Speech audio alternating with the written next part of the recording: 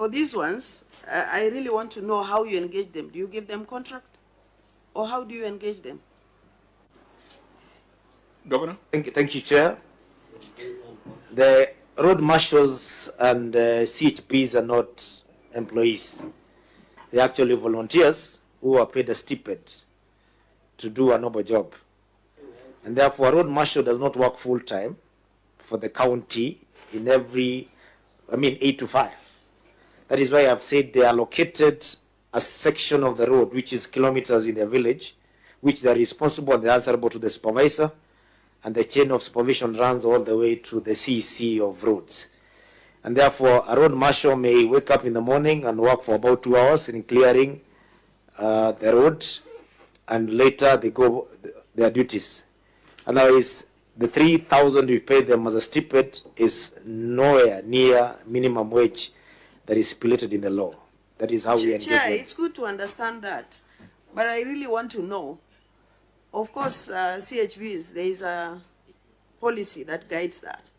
But these road marshals, even if they are paid, stipend of 3,000, yeah, you are paying taxpayers' money, and it's good to understand how you engage them, either governed by law or policy that you have passed at the board level. So I really want to know how you engage them. Yeah, can I answer that, Chair? Because Yes. if they wake up every morning, do they wake up every morning and go and do that work? Or do you hire them after they are finished what they are doing, you relieve them and hire others? So if they are actually employed throughout the year, or maybe for the period that you've been in the office, then those are employees. Chair, let me refer Senator to the law that was passed in the National Assembly on CHPs. It is exactly the same model, where we have people volunteering and they are paid stipend, because it is based on the measurement of the work they do. They have minimum how much they can do. That is why I've said that every road marshal is allocated section of the road in kilometers. But just to give you comfort, Senator Isiolo, there was public participation. The law was passed in the county assembly. We have a regulation. It is one of the county laws. And that is why it is backed up by all the systems, including the control of budget. Otherwise, we would never get any money to pay them if it was not in law. Can we have evidence of the same that you have approval? Yes, we have a Road Marshals Act, which can be provided within the time the chair allows. Okay, I'll give direction on that. Senator Mufaya. Thank you, Chair. I want to agree that we have the road marshals in the Kanidi, and this is one of the best ways maybe of creating employment for our youth. Chair, I would want to know from the governor, because I've been all over the Kanidi for the last few weeks or so. But Governor, we are missing terribly on supervision and oversight. These people are not well supervised, and the ground is not feeling the impact at all. So I don't know whether you have any meaningful mechanisms in place to make sure that the assignment that these people undertake is fully implemented, especially on those roads. Because the idea is very noble, because we have absorbed a lot of youth into some employment of some sort here and there. But of course, the ground is not feeding them as such now. So, Governor, have you put any mechanism to measure the effectiveness of this exercise? Because you could be having a very novel idea which does not maybe translate into what people want on the ground. So, could you tell this committee whether there is any meaningful, impactful arrangement that you have put in place to make sure that these road marshals translate your ideas into real actions that people want? I think that's the most important question out of this. Proceed, Governor. Chair, the impact by the road marshals physically may be their expectations, but they have cut out jobs on what they're supposed to do. They're not supposed to be on the road all the time. If the section of the road that you've been allocated, you've done the work that you're supposed to do manually, you don't have to be seen there all the time in the uniform. And I would like to refer our senator to the time when we had just the rains that were mistaken for El Nino, when we had the tree that fell across the hospital at Marimanti, which would have made it impossible for you to access Nairobi, Senator. You didn't find it the following day because it was cleared in the morning by road marshals.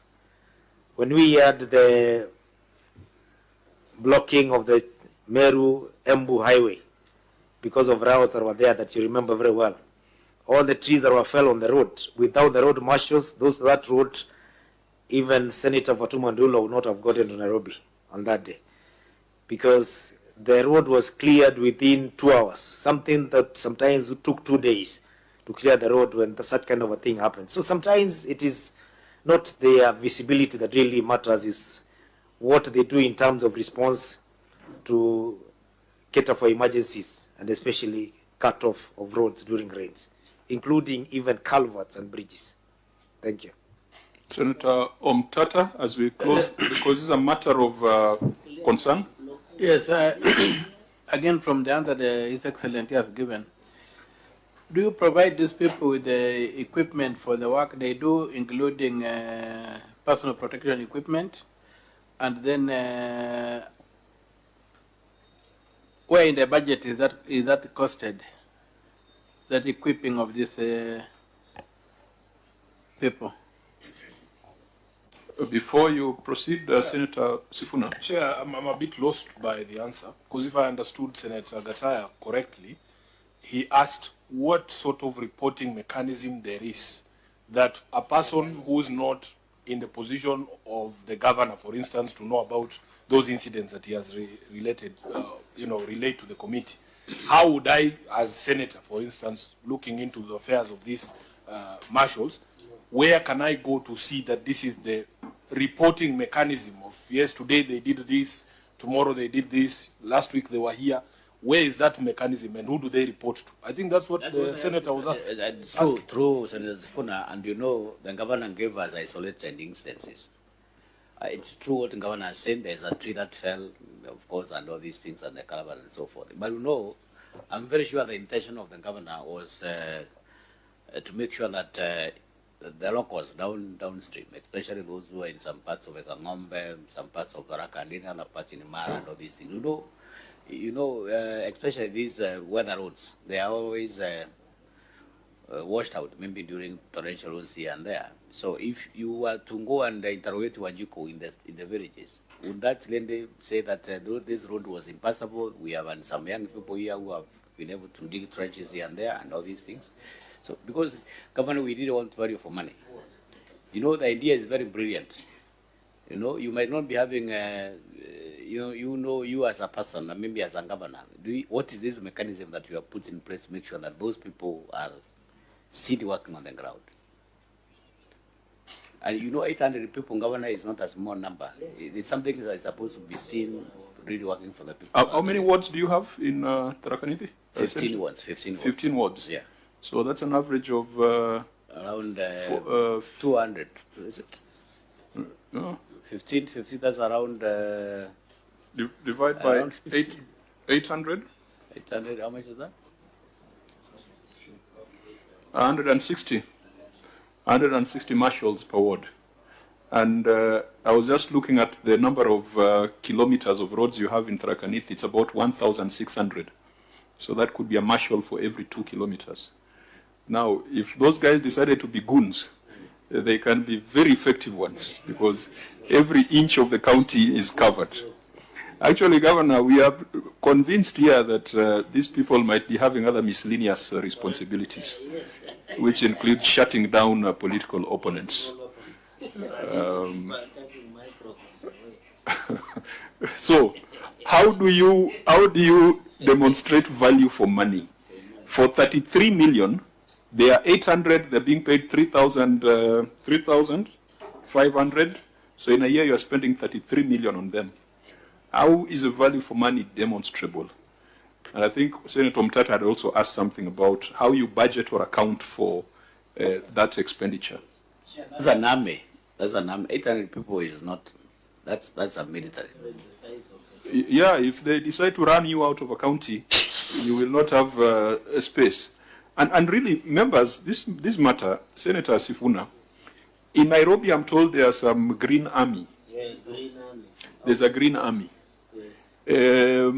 We had the president the other day talk of launching, I don't know, climate works, something like that. We are now shifting from spurring economic growth so that our young people can be part of it, can be participants, to handouts.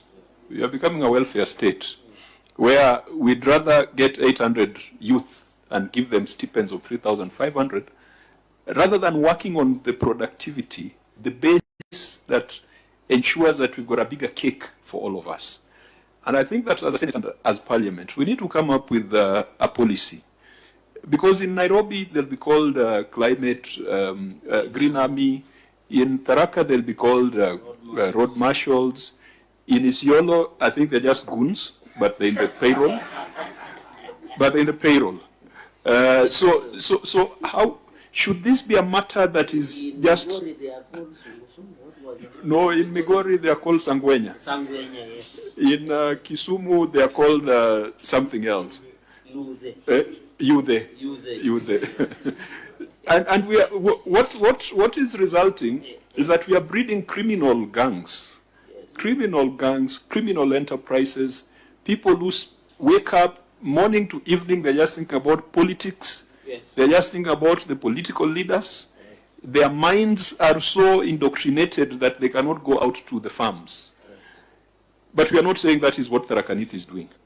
Your senator has asked, and he has said that in your case it's a good idea. What is the monitoring and evaluation mechanism? Chair, I was about to be very saddened by the assumption of this Senate that we have goons in the name of road marshals. It's one of the most and the best and a very noble idea that has been born in Kenya. It has actually found its way to Marifa Center for the Council of Governors. And I'm proud to say that one of the persons who passed that bill is seated in this committee.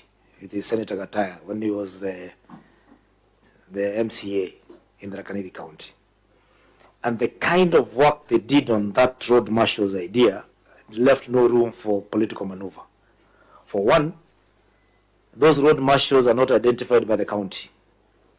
They are identified by the wananchi in the village. They sit down and say, this is a man and this is a woman who we can release to go and be a part of the road marshals program in Rakanidi. And then that means they cannot be having a political allegiance to the governor or any leader by that particular time, because it's done by wananchi. Secondly, Chair, I think there was a problem with your calculation. There are only 53 road marshals per ward. If you were to go by the number of 800 divided by 50, it's only 53. So it does not look like an army as we are saying. And the supervision of the road marshals is domiciled in the Ministry of, or in the Department of Roads and Public Works. It has a very good supervision system that starts with the road marshal themselves, then they have the lead road marshals, then we have the ward administrators, sub-county administrators, and eventually to the CC himself.